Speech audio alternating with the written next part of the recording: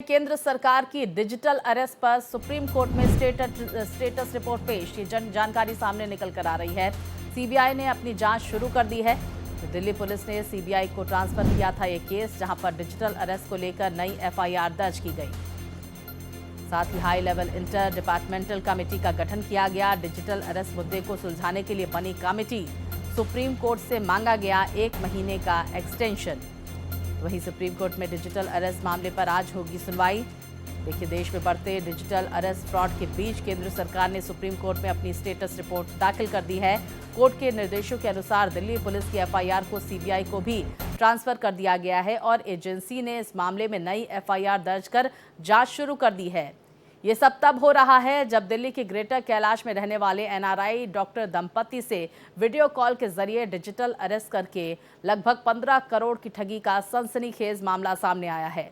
तो वहीं केंद्र सरकार ने डिजिटल अरेस्ट के मुद्दे को सुलझाने को लेकर एक high level inter departmental committee का गठन किया है और सुप्रीम कोर्ट से इस मामले में 1 महीने का एक्सटेंशन मांगा गया है।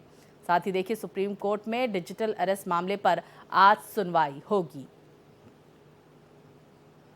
तो स्टेटस रिपोर्ट में क्या कुछ है? डिजिटल अरेस्ट को लेकर नई एफआईआर दर्ज की गई। High level inter departmental committee का गठन। विस्तार से जानकारी के साथ मेरे सहयोगी गोपाल हमारे साथ जुड़ गए हैं। गोपाल, क्या कुछ जानकारियां डिजिटल अरेस्ट के मुद्दे को लेकर सामने निकल कर आ रही है? सुप्रीम कोर्ट में इस पर सुनवाई।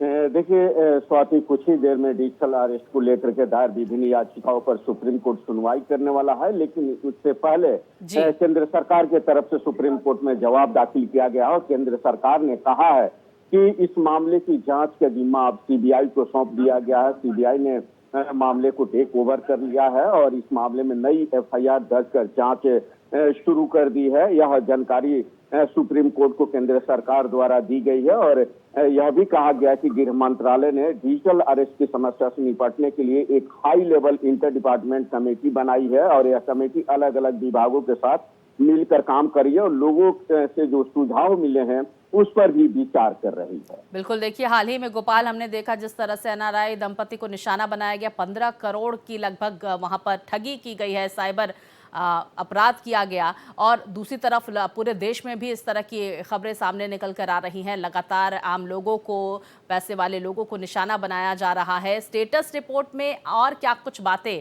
केंद्र सरकार की तरफ से की गई है? गोपाल, विस्तार से इस खबर पर जानकारी दें। जी बिल्कुल स्वाति, स्टेटस रिपोर्ट में यह भी कहा गया कि जो सुझाव मिले हैं आम जनता से या एक्सपर्ट से, उस सुझाव को ध्यान में रखते हुए एक मजबूत योजना तैयार करना जरूरी है और इसके लिए जो है थोड़ा सा समय चाहिए ताकि ऑनलाइन जो धोखाधड़ी हो रहे हैं आजकल लगातार, उस पर लगाम लगाई जा सके। अब कोर्ट कुछ ही देर में इस मामले में सुनवाई करेगा, क्योंकि पिछली सुनवाई में सुप्रीम कोर्ट ने केंद्र सरकार से और गृह मंत्रालय से कहा था कि इस मामले में ठोस योजना बनाने की आवश्यकता है ताकि इस पर लगाम लगाया जा सके और केंद्र सरकार से कोर्ट ने इस मामले में हलफनामा देने के लिए कहा था, जिसके बाद कोर्ट केंद्र सरकार की तरफ से हलफनामा कोर्ट को दिया गया। बहुत शुक्रिया आपका गोपाल, तमाम जानकारियां हमारे दर्शकों तक पहुंचाने के लिए।